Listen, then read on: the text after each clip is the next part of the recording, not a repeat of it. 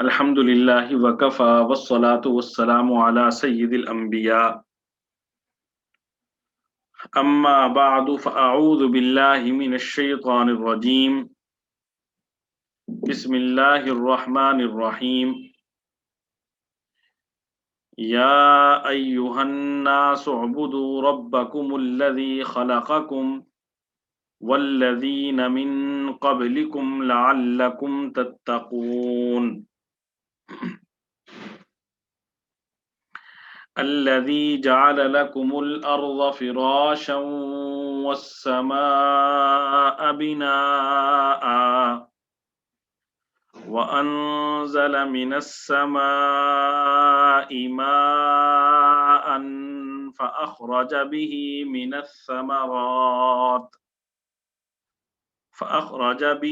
من الثمرات رزقا لكم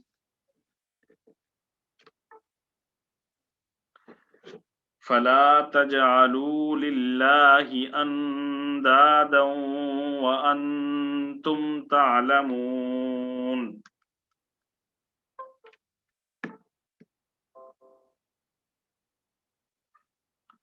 صدق الله العظيم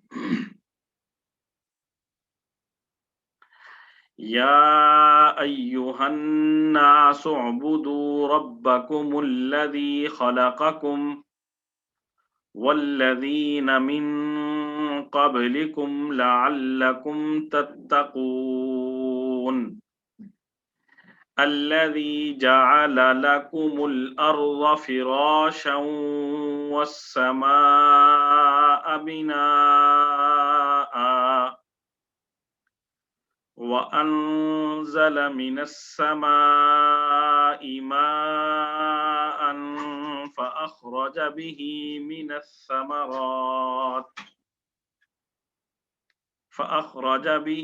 من الثمرات رزقا لكم فلا تجعلوا لله أندادا وأنتم تعلمون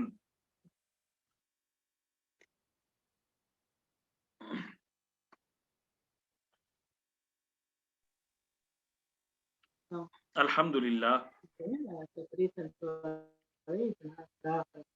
آج ہم سورہ بقرہ کی آیت نمبر 21 اور 22 پڑھیں گے۔ یا ایہا الناس، یہ قرآن پاک میں بہت ساری جگہوں پر حق تعالی شانہ نے یہ تمام لوگوں کو، تمام انسانوں کو مخاطب کرتے ہوئے یا ایہا الناس، اے لوگو، یا ایہا، یا کا جو لفظ ہے یہ بھی حرف ندا ہے، اور یا ایہا یہ بھی حرف ندا ہے، تو اور الناس اس کا معنی لوگ۔ یا ایہا الناس، اے لوگو، اعبدو عبادت سے، اعبدو امر کا صیغہ ہے، اے لوگو اعبدو تم عبادت کرو، ربکم رب پروردگار، کم اپنا، اے لوگو تم اپنے رب کی عبادت کرو، الذی خلقکم، الذی جس نے، خلق پیدا کیا، کم تمہیں، یا ایہا الناس اعبدوا ربکم الذی خلقکم، اے لوگو تم عبادت کرو اس پروردگار کی جس نے تمہیں پیدا کیا، والذین من قبلکم، واو کا معنی اور، الذین جس نے، من قبلکم من کا معنی سے، قبل کا معنی پہلے، اور کم کا معنی تم، والذین من قبلکم اور تم سے پہلے لوگوں کو، اے لوگو تم عبادت کرو اپنے پروردگار کی جس نے تمہیں بھی پیدا کیا اور تم سے جو پہلے لوگ تھے انہیں بھی پیدا کیا لعلکم تتقون لعل تاکہ لعل شاید کے کم کا معنی تم لعلکم تاکہ تم یا شاید کہ تم تتقون پرہیزگار بن جاؤ متقی بن جاؤ یا ایہا الناس اعبدوا ربکم الذی خلقکم والذین من قبلکم لعلکم تتقون اے لوگو تم عبادت کرو اپنے اس پروردگار کی جس نے تمہیں اور تم سے پہلے لوگوں کو پیدا کیا لعلکم تتقون شاید کہ تم متقی بن جاؤ الذي جعل لكم الأرض فراشا والسماء بناء الذي وہ جو یا جس نے جعل بنایا لکم تمہارے لیے لام کا معنی لے کے لیے اور کم کا مطلب تم یہاں پہ ایک اور چیز سمجھنے والی ہے کہ لام کا لفظ جب کسی جگہ پہ استعمال ہوتا ہے تو عام طور پہ اس کا معنی میں ایک خاص معنی پایا جاتا ہے وہ معنی ہوتا ہے فائدہ کسی کو فائدہ پہنچانا اب جیسے یہاں پر آ رہا ہے لَكُمُ الْأَرْضَ زمین ارض کا معنی زمین لَكُمُ الْأَرْضَ تمہارے لیے زمین الذی جعل لکم الارض جس نے بنائی لکم الارض تمہارے لیے زمین اب یہاں پہ لام کا معنی یہ بتلا رہا ہے کہ یہ جو اللہ تعالیٰ نے تمہارے لیے زمین بنائی ہے یہ تمہارے فائدے کے لیے بنائی ہے تمہارے نقصان کے لیے نہیں بنائی تو الذی جعل لکم الارض فراشا فراش کا معنی بچھونا جب ہم آرام کرنا چاہتے ہیں بعض اوقات بیٹھنا چاہتے ہیں تو نیچے آرام کے لیے کوئی چیز بچھا لیتے ہیں تو اللہ تعالی نے سمندر کے اوپر زمین کو بچھایا ہمارے فائدے کے لیے تاکہ ہم سکون کے ساتھ اس پر چل سکیں رہ سکیں اپنا وقت گزار سکیں الذی جعل لکم الارض فراشا جس نے بنایا تمہارے فائدے کے لیے زمین کو بچھونا والسماء بناء والسماء اور آسمان کو بناء چھت بناء چھت اور آسمان کو چھت بنایا تمہارے لیے وَأَنزَلَ مِنَ السَّمَاءِ مَاءً وَأَنزَلَ اور اتارا واو کا معنی اور انزلہ کا معنی اتارنا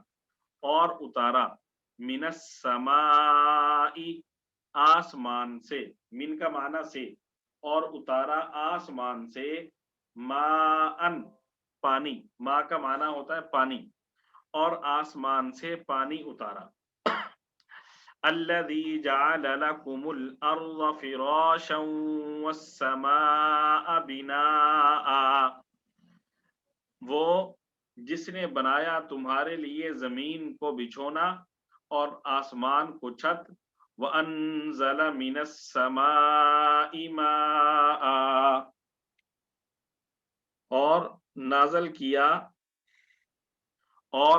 کیا آسمان سے پانی فَأَخْرَجَ بِهِ مِنَ الثَّمَرَاتِ رِزْقًا لَكُمْ فَأَخْرَجَ بِهِ مِنَ الثَّمَرَاتِ رِزْقًا لَكُمْ فا کا معنی پھر اخرجا نکالنا فاخرجا پھر اس نے نکالا بھی اس پانی کے ذریعے، پھر اس نے نکالا بھی، با کا معنی ذریعے، ہی کا معنی اس، پھر اس نے نکالا اس پانی کے ذریعے من الثمرات رزقا لکم، الثمرات پھل، من کا معنی یا عام طور پر سے کیا جاتا ہے، من کا معنی عام طور پر سے ہوتا ہے، لیکن من بعض اوقات جب استعمال ہوتا ہے تو اس کو یہ اس معنی میں بھی استعمال ہوتا ہے کہ کچھ چیزیں، ساری چیزیں نہیں بلکہ کچھ چیزیں، کچھ کے معنی میں استعمال ہوتا ہے، اس کو ہم کہتے ہیں بعض، من بعض کے لیے استعمال ہوا، عربی میں کہتے ہیں من تبعیضیہ، تو فاخرج به من الثمرات پھر نکالا اس نے بھی اس پانی کے ذریعے من الثمرات کچھ پھل، پھر نکالے اس نے اس پانی کے ذریعے من الثمرات کچھ پھل، کیوں نکالے؟ رزقا لکم تمہارے رزق کے لیے، تمہارے رزق کے طور پر، وَأَنزَلَ مِنَ السَّمَاءِ مَاءً اور اتارا اس نے آسمان سے پانی، پھر اس نے نکالا اس کے ذریعے، پھر اس نے نکالے اس کے ذریعے کچھ پھل تمہارے رزق کے طور پر، فَلَا تَجْعَلُوا لِلَّهِ أَنْدَادًا وَأَنْتُمْ تَعْلَمُونَ، فلا، فا کا معنی لہذا، لا تجعلوا نہ بناؤ، للہ اللہ کے ساتھ، یا لام کا لفظ یہاں پہ استعمال ہو رہا ہے، اس کا معنی عام طور پر کے لیے کیا جاتا ہے، فلا تجعلوا للہ لہذا تم نہ بناؤ اللہ کے ساتھ، اندادن شرکا اللہ کے ساتھ کسی کو شریک نہ ٹھہراؤ، فلا تجعلوا للہ اندادا اللہ تعالی کے ساتھ کسی کو شریک نہ ٹھہراؤ، وانتم تعلمون جبکہ تم یہ سب باتیں جانتے ہو، وانتم واو کا معنی اور، انتم تم، تعلمون جانتے ہو، حالانکہ تم یہ سب باتیں جانتے ہو، یا جب کہ تم یہ سب باتیں جانتے ہو، کون سی باتیں؟ جو پیچھے اللہ تعالیٰ نے فرمایا، یا ایہا الناس اعبدوا اے لوگو تم عبادت کرو، ربکم الذی خلقکم اس پروردگار کی جس نے تمہیں پیدا کیا، والذین من قبلکم اور ان لوگوں کو پیدا کیا جو تم سے پہلے گزر چکے ہیں، لعلکم تتقون تاکہ تم متقی بن جاؤ، الذی جعل لکم الارض فراشا والسماء بناء وہ ذات کہ جس نے بنایا تمہارے لیے زمین کو بچھونا اور آسمان کو چھت، وَأَنزَلَ مِنَ السَّمَاءِ مَاءً اور آسمان سے پانی نازل کیا، فَأَخْرَجَ بِهِ مِنَ الثَّمَرَاتِ رِزْقًا لَكُمْ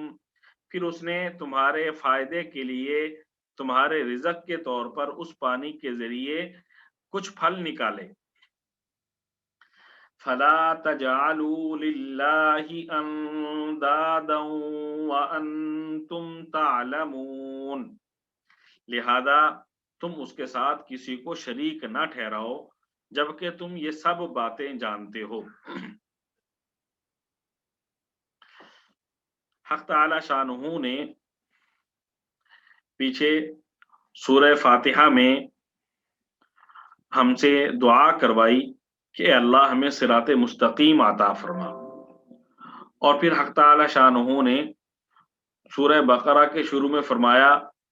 ذالک الکتاب لا ریب فیہ ھدی للمتقین کہ یہ کتاب باعث ہدایت ہے متقین کے لیے۔ اور پھر حق تعالی شانہ نے سورہ بقرہ کی پہلے 2 رکوع میں سب سے پہلے ایمان والوں کا تذکرہ کیا اور اس کے فوراً بعد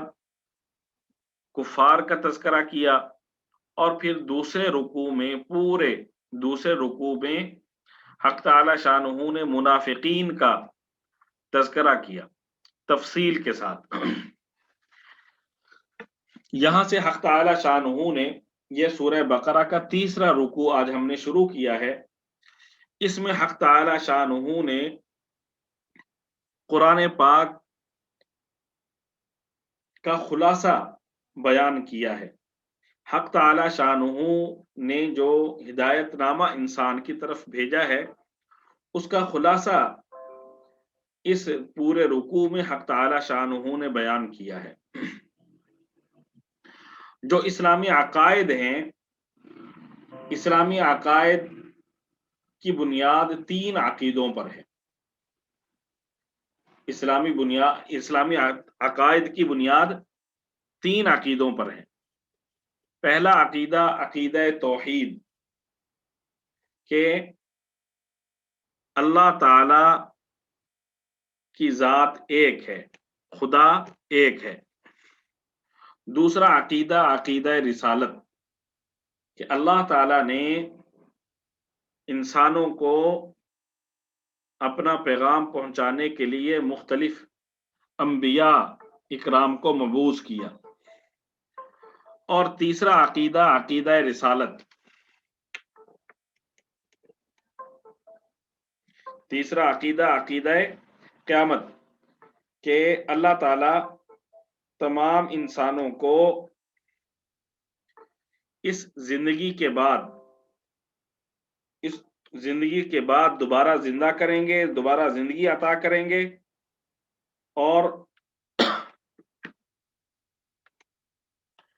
انہیں حق تعالی شانہ ان سے حساب کتاب لیں گے۔ سب سے حق تعالی شانہ حساب کتاب لیں گے۔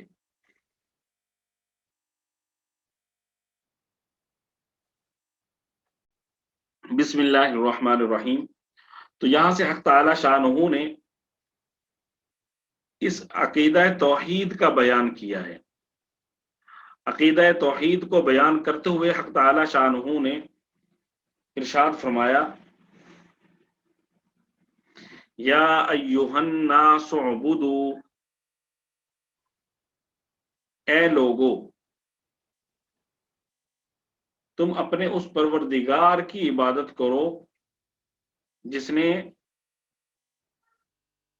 تمہیں پیدا کیا اور تم سے پہلے لوگوں کو پیدا کیا۔ حضرت صلی اللہ علیہ وآلہ وسلم کو حق تعالی شانہ نے تمام مخلوقات کے لیے نبی بنا کر بھیجا تھا۔ خاص طور پر جنات اور انسانوں کی طرف حضور صلی اللہ علیہ وآلہ وسلم کو حق تعالی شانہ نے مبعوث کیا۔ اب ہونا تو یہ چاہیے تھا کہ تمام مخلوقات کا تذکرہ کرتے، لیکن حق تعالی شانہ نے صرف انسانوں کو مخاطب کیا، یا ایھا الناس، اے لوگو۔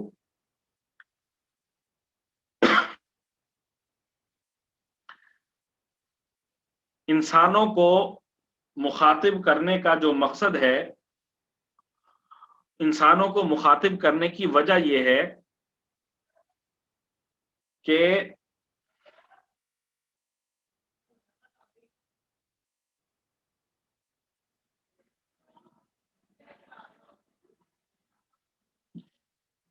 انسانوں کو مخاطب کرنے کی وجہ یہ ہے کہ حق تعالی شانہ نے اس کائنات میں، اس زمین میں انسان کو اپنی نیابت اور خلافت عطا کی ہے۔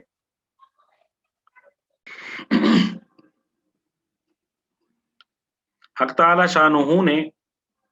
صرف یہاں پہ یا ایھا الناس کہہ کر اپنی ایک مخلوق کو مخاطب کیا، انسانوں کو،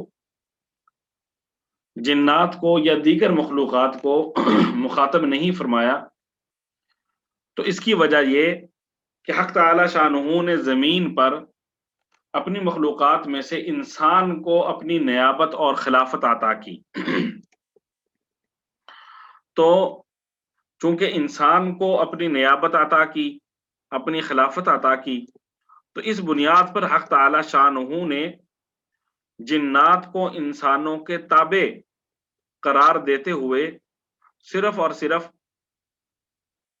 انسانوں کو حق تعالی شانہ نے مخاطب کیا، اور پھر دنیا کے تمام خطوں، دنیا کی تمام اقوام، دنیا کی تمام نسلوں، ہر قسم کے افراد کے لیے حق تعالی شانہ نے حضور صلی اللہ علیہ وآلہ وسلم کو نبی بنا کر بھیجا، اور بغیر کسی تخصیص کے فرمایا یا ایھا الناس، اے لوگو، اعبدوا ربکم، یہ پہلا حکم ہے جو قرآن پاک ہمیں دے رہا ہے، اعبدوا ربکم، کہ تم اپنے پروردگار کی عبادت کرو، الذی خلقکم، جس نے تمہیں پیدا کیا، اور والذین من قبلکم، اور تم سے پہلے جو لوگ تھے ان سب کو حق تعالی شانہ نے پیدا کیا۔ یہاں پہ حق تعالی شانہ نے اپنی صفات میں سے جو پہلی صفت بیان کی، تخلیق کی، کہ حق تعالی شانہ نے انسانوں کو، جو موجودہ انسان ہیں ان کو بھی پیدا کیا، ان سے پہلے جتنے انسان گزر چکے انہیں پیدا کیا، آئندہ جتنے لوگ آئیں گے اللہ تعالیٰ ان کو پیدا کرے گا۔ یہ ایسی چیز ہے جسے تمام کی تمام جو مشرکین تھے اور اقوام ہیں مانتے ہیں لوگ، کہ ہر چیز کا خالق، جتنی مخلوقات ہیں، جتنی اس کائنات میں چیزیں چل رہی ہیں، سب کا خالق اللہ تعالیٰ ہے، سب چیزوں کا خالق اللہ تعالیٰ ہے، یہ تمام کے تمام مشرکین مانتے تھے۔ اور اس حقیقت کو حق تعالی شانہ نے قرآن پاک میں بھی بیان فرمایا ہے۔ اللہ تعالیٰ نے فرمایا وَلَئِن سَأَلْتَهُم مَّنْ خَلَقَهُمْ لَيَقُولُنَّ اللَّهُ، اگر آپ ان سے پوچھیں نا کہ ان کو کس نے پیدا کیا ہے، تو یہ فوراً کہیں گے لَيَقُولُنَّ اللَّهُ، ضرور بھی ضرور کہیں گے کہ اللہ نے پیدا کیا ہے۔ یعنی وہ لوگ مانتے تھے کہ اس جہان کا خالق اللہ تعالیٰ ہے۔ اور اللہ تعالیٰ نے فرمایا یہ عبادت کا حکم کیوں دیا جا رہا ہے کہ تم اللہ کی عبادت کرو تاکہ تم بچ جاؤ، لعلکم تتقون، تاکہ تم بچ جاؤ اللہ تعالیٰ کی گرفت سے، اللہ تعالیٰ کے عذاب سے تم بچ جاؤ۔ حق تعالی شانہ نے یہاں پر اپنی قدرتیں اور اپنی نشانیاں ان آیات میں بیان کی ہیں۔ کیا نشانیاں ہیں؟ فرمایا نمبر 1 تخلیق، کہ تمام کائنات کی تخلیق اللہ تعالیٰ کا کام ہے، اللہ کے علاوہ کسی کا کام نہیں۔ دوسرا فرمایا الذی جعل لکم الارض فراشا، جس نے تمہارے لیے زمین کو بچھونا بنایا۔ اتنی وسیع و عریض زمین، اتنا وسیع و عریض سمندر، اس پر بغیر کسی سہارے کے، بغیر کسی ظاہری ٹیک وغیرہ کے حق تعالی شانہ نے زمین، سمندر پر زمین کا فرش بچھا دیا۔ اور پھر فرمایا والسماء بناء، بغیر کسی سہارے کے حق تعالی شانہ نے آسمان کو چھت بنایا۔ وَأَنزَلَ مِنَ السَّمَاءِ مَاءً، اور پھر حق تعالی شانہ نے فرمایا کہ آسمانوں سے میں نے تمہارے لیے پانی نازل کیا۔ فَأَخْرَجَ بِهِ مِنَ الثَّمَرَاتِ رِزْقًا لَكُمْ، پھر یہ جو آسمان سے پانی برستا ہے اس کے ذریعے حق تعالی شانہ تمہارے فائدے کے لیے مختلف پھل اور مختلف قسم کی روزی تمہارے فائدے کے لیے اللہ تعالیٰ پیدا کرتے ہیں۔ اس کا نتیجہ کیا ہونا چاہیے؟ نتیجہ یہ ہونا چاہیے کہ جو ایسی ایسی نعمتیں عطا کرنے والا ہے انسان کے فائدے کے لیے، ایسا نظام چلانے والا ہے، تو اس کے ساتھ فلا تجعلوا للہ اندادا، تمہیں اس کے ساتھ کسی کو شریک نہیں ٹھہرانا چاہیے، کیونکہ ایسے بڑے بڑے کام کوئی اور کر ہی نہیں سکتا۔ جب کوئی اور کر نہیں سکتا تو پھر اس کو خدا کے ساتھ خدائی میں क्यों शरीक ठहराते हो? तो हक ताला शानहू यहाँ पर अपनी इबादत का हुक्म दे रहे हैं और तमाम के तमाम लोगों को इस बात की तरफ ला रहे हैं कि नंबर 1 खुदा को मानो, अल्लाह को मानो। नंबर 2 अल्लाह ताला की तौहीद का इकरार करो, अल्लाह ताला की तौहीद का इकरार करो। तो यहाँ पे हक ताला शानहू तौहीद का दर्स हमें दे रहे हैं। हज़रत इमाम आज़म अबू हनीफा रहमतुल्लाह अलैह के पास कुछ देहरिया किस्म के लोग आए, जो ये ज़हन रखते थे कि ये जो कायनात का निज़ाम है, ये खुद ब खुद चल रहा है। इस कायनात के निज़ाम को कोई चलाने वाला नहीं है। वो खुदा के वजूद के मुनकर थे। ये नहीं कि खुदा को मानते थे, खुदा के वजूद के बिल्कुल ही मुनकर थे। ये आपके पास आए और कहने लगे कि हमें खुदा के वजूद पर कोई दलील दीजिए कि रब कहाँ है और उसकी सूरत कैसी है। तो हज़रत इमाम आज़म अबू हनीफा रहमतुल्लाह अलैह को हक ताला शानहू ने बड़ी गहरी फ़िक्र अता फरमाई थी, बड़ा गहरा इल्म अता फरमाया था। आप रहमतुल्लाह अलैह उनकी जो सूरत-ए-हाल थी उसको समझ गए और उसके मुताबिक आपने फरमाया कि मैं सोच रहा हूँ कि हज़रत इमाम आज़म अबू हनीफा रहमतुल्लाह अलैह ने फरमाया कि अभी साहब रहमतुल्लाह अलैह ने फरमाया अभी जो मैं आ रहा था तो चंद देहरिये हज़रत इमाम आज़म अबू हनीफा रहमतुल्लाह अलैह के पास आए और आपसे खुदा के वजूद की दलील मांगने लगे। तो आप रहमतुल्लाह अलैह ने फरमाया कि अभी जो मैं आ रहा था तो मैंने देखा कि एक दरख्त वो ज़मीन पे गिरा और उसके टुकड़े हुए और टुकड़ों से फिर उसकी तख्तियाँ बनी और फिर वो तख्तियाँ आपस में जुड़ गईं और यूँ एक कश्ती तैयार हुई और वो कश्ती खुद ब खुद ही दरिया में आई और उस कश्ती ने लोगों को एक किनारे से दूसरे किनारे पहुँचाना शुरू किया। किराया भी खुद ही वसूल करती, कोई उसका चलाने वाला नहीं था। बगैर किसी मल्लाह के, बगैर किसी ड्राइवर के वो कश्ती चल रही थी और मुसाफिरों को इधर से उधर पहुँचा रही है और किराया भी वसूल कर रही है। जब हज़रत इमाम आज़म अबू हनीफा रहमतुल्लाह अलैह ने ये बात उन लोगों के सामने बयान की, तो वो हज़रत इमाम आज़म अबू हनीफा रहमतुल्लाह अलैह का मज़ाक उड़ाने लगे और आपसे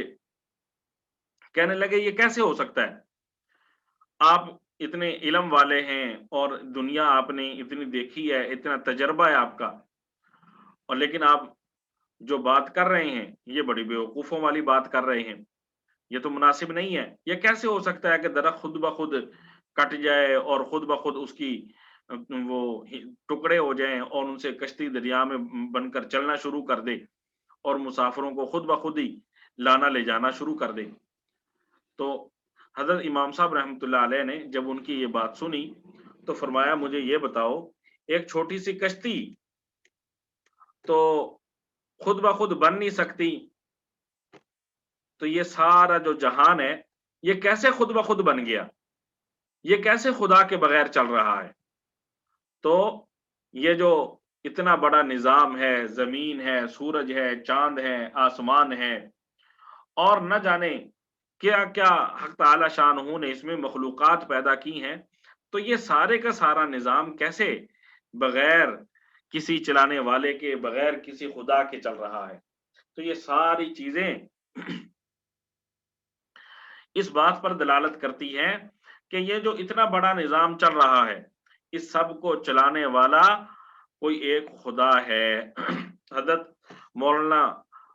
रूम रहमतुल्लाह अलैह फरमाते हैं, हेच चीज़ें खुद ब खुद चीज़ें न शुद। कोई चीज़ खुद ब खुद कोई चीज़ नहीं बनती। हेच आहन खुद ब खुद तेग़े न शुद। लोहा खुद ब खुद तलवार नहीं बन जाता, बल्कि बनाने वाला बनाता है तो तलवार बनती है। इसके आगे मौलाना रूम रहमतुल्लाह अलैह फरमाते हैं, मौलवी न शुद मौलाए रूम ता गुलाम शम्स तबरेज़ न शुद। یہ مولوی روم جو ہے یہ ایسے ہی مولوی نہیں بن گیا جب تک کہ اس نے شمس تبریز رحمت اللہ علیہ کی جوتیاں سیدھی نہیں کی. یعنی میں نے اپنے استاد سے علم حاصل کیا تو مجھے جو ہے نا یہ علم ملا، ورنہ میں استاد کے بغیر کیسے یہ علم سیکھ سکتا تھا. اس میں ایک تو مولانا یہ اشارہ کر رہے ہیں کہ اولیاء اللہ کی اور نیک لوگوں کی صحبت اختیار کرنی چاہیے، اس کا فائدہ ہوتا ہے. اور دوسرا مولانا یہ بھی اشارہ کر رہے ہیں کہ جب بھی کوئی چیز بنتی ہے تو اس کے بنانے والا کوئی نہ کوئی موجود ہوتا ہے. تو اس سے حضرت امام اعظم ابو حنیفہ رحمۃ اللہ علیہ کی ذہانت بھی معلوم ہوتی اور یہ بھی معلوم ہوا کہ خدا ہے. اسی طرح ایک واقعہ حضرت امام شافعی رحمۃ اللہ علیہ کا حافظ ابن کثیر رحمۃ اللہ علیہ نے تفسیر ابن کثیر میں نقل کیا ہے. انہوں نے فرمایا، ان سے کسی نے سوال کیا کہ آپ کے پاس اللہ تعالیٰ کے وجود کی کیا دلیل ہے؟ تو آپ رحمۃ اللہ علیہ نے فرمایا شہتوت کا درخت. شہتوت کا درخت اللہ تعالیٰ کے وجود پر دلالت کرتا ہے. کیسے؟ فرمایا کہ یہ جو شہتوت کا درخت ہے اس کو اگر ریشم کا کیڑا کھائے تو اس کے جسم سے ریشم کا دھاگا بن کر نکلتا ہے، اور اسی شہتوت کے پتے کو اگر شہد کی مکھیاں کھائیں تو اس کے جسم سے شہد بن کر وہ نکلتا ہے، اور اسی پتے کو اگر گائیں اور بکریاں کھائیں تو ان کے پیٹ سے گوبر اور مینگنیاں بن کر وہ پتا نکلتا ہے، اور اگر ہرنی اس شہتوت کے پتے کو کھا لے تو وہ اس کے پیٹ میں جا کر کستوری بن جاتی ہے. تو امام صاحب رحمۃ اللہ علیہ نے فرمایا کہ پتا ایک ہے، شہتوت کا پتا، لیکن باقی جو کھانے والوں کے پیٹ سے چیز نکل رہی ہے یہ اللہ تعالیٰ کی قدرت کے مظاہر ہیں کہ اللہ تعالیٰ نے ان کے پیٹ میں مشینری ایسی فٹ کی کہ وہ چیز جب کسی کے پیٹ میں پہنچی تو شہد بن گئی، کسی کے پیٹ میں پہنچی تو حق تعالیٰ شانہ نے اس کو ریشم کا دھاگا بنا دیا، اور کسی کے پیٹ سے حق تعالیٰ شانہ نے کستوری نکال دی. تو یہ حق تعالیٰ شانہ کی قدرت ہے اور حق تعالیٰ شانہ یہ کر رہے ہیں، جس سے معلوم ہوتا ہے کہ جیسے ایک پتے کے نتیجے میں مختلف چیزیں نکلتی ہیں اور ان کو نکالنے والی اللہ تعالیٰ کی ذات ہے، اسی طرح اس سارے جہان کو چلانے والی ذات اللہ تعالیٰ کی ذات ہے. حضرت امام احمد بن حنبل رحمۃ اللہ علیہ، آپ سے کسی نے سوال کیا کہ اللہ تعالیٰ کے وجود پر کوئی دلیل بیان کریں، تو آپ رحمۃ اللہ علیہ نے بڑی پیاری دلیل بیان کی. فرمایا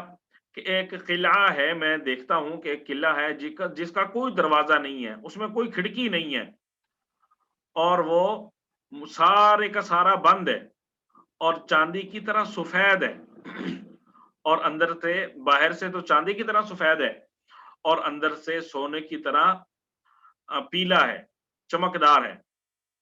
اور اچانک اس کی دیوار پھٹتی ہے تو اس میں سے ایک خوبصورت پیاری آواز والا حیوان نکل آتا ہے جو دیکھتا بھی ہے، سنتا بھی ہے، پکڑتا بھی ہے، چلتا بھی ہے. تو اس میں ساری صفات حیوانوں والی، جانوروں والی پائی جا رہی ہیں. یہ کیا چیز ہے؟ حضرت امام احمد بن حنبل رحمۃ اللہ علیہ نے فرمایا یہ انڈا ہے. یہ انڈا ہے کہ مکمل طور پر بند ہوتا ہے، کوئی دروازہ نہیں، کوئی کھڑکی نہیں، اور جب وہ پھٹتی ہے انڈے کی اوپر والی کھال تو اس میں سے اللہ تعالیٰ چوزا نکالتے ہیں جس کو نظر بھی آ رہا ہوتا ہے، جو آواز بھی نکالتا ہے، اور اس کے جو باقی حواس ہے وہ بھی اس کے مطابق کام کر رہے ہوتے ہیں. تو یہ جو ساری کے ساری اللہ تعالیٰ کا نظام ہے، یہ ساری نعمتیں ہیں، یہ ساری اللہ تعالیٰ نے اسی لیے پیدا کی ہیں کہ انسان ان میں تھوڑا سا بھی غور کرے تو اللہ تعالیٰ کے وجود کی بھی اس کو سمجھ آ جائے، اور یہ بھی سمجھ آ جائے کہ ان سب نظاموں کو چلانے والے کئی خدا نہیں ہیں، صرف ایک خدا ہے. اس لیے کہ ہم دیکھتے ہیں کہ ایک چھوٹا سا ملک ہے پاکستان دنیا کے نقشے پر، تو اس ایک ملک کے نظام کو چلانے کے لیے کتنے قسم کے جو اس ایک ملک کے نظام کو چلانے کے لیے کئی بادشاہ نہیں ہیں، صرف ایک بادشاہ ہے، ایک حاکم ہے. اور سب مانتے ہیں کہ اگر دوسرا وزیر اعظم ہوگا اس کے ساتھ تو ان دونوں میں آپس میں اختلاف ہوگا. ایک کہے گا میں نے فلاں شخص کو ملک سے باہر بھیجنا ہے, دوسرا کہے گا میں نے اس کو نہیں بھیجنا. اب ان دونوں میں اختلاف ہوگا. یہ ایک چھوٹا سا ملک ہے, اور اسی کی اگر ہم مثال لے لیں, گھر چھوٹی سی بالکل چھوٹا سا حصہ ہوتا ہے گھر, اس زمین کا چھوٹا سا ایک, اس میں دو میاں, دو افراد ہیں, میاں اور بیوی. اب میاں کہتا ہے کہ اس بچے کو یہ چیز دے دینی چاہیے, ماں کہتی ہے اس کو یہ چیز نہیں دینی. اب یہ جو ان دونوں میں اختلاف ہوتا ہے تو وہ گھر کا سارا سکون برباد ہو جاتا ہے. اسی طرح یہ جو کائنات ہے, اگر اس میں کئی خدا ہوتے تو کیا نتیجہ نکلتا ہے؟ ایک خدا کہتا ہے میں نے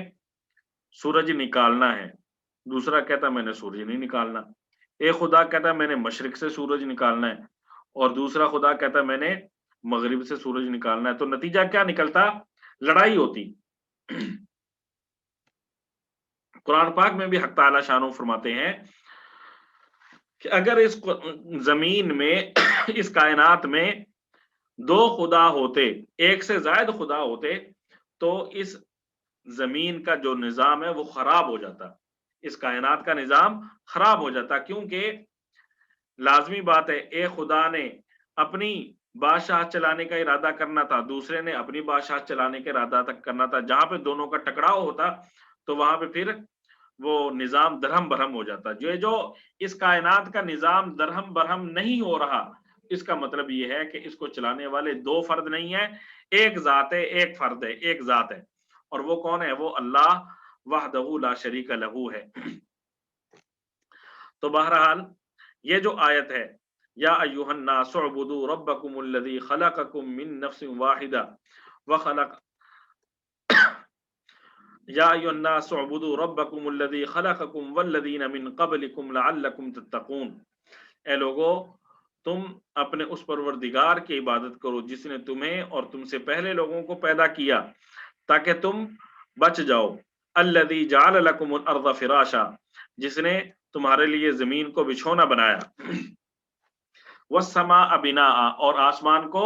چھت بنایا.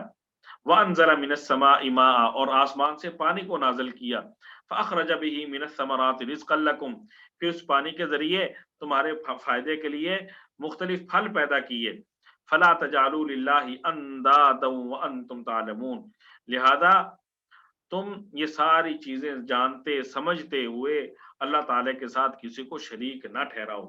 تو ان آیات میں حق تعالی شانہ نے ہمیں جو اسلام کا پہلا اور بنیادی عقیدہ اور تمام انبیاء کی جو تعلیمات تھیں ان سب کا پہلا اور بنیادی عقیدہ عقیدہ توحید حق تعالی شانہ نے یہاں پہ بیان کیا ہے. دعا ہے کہ حق تعالی شانہ ہم سب کو عقیدہ توحید پر پختگی عطا فرمائے, اور عقیدہ توحید میں خلل ڈالنے والی جتنی چیزیں ہیں ان سب سے اللہ ہمیں پناہ عطا فرمائے. وآخر دعوانا ان الحمد للہ رب العالمین صلی اللہ علیہ وآلہ وسلم برحمتک یا ارحم الراحمین.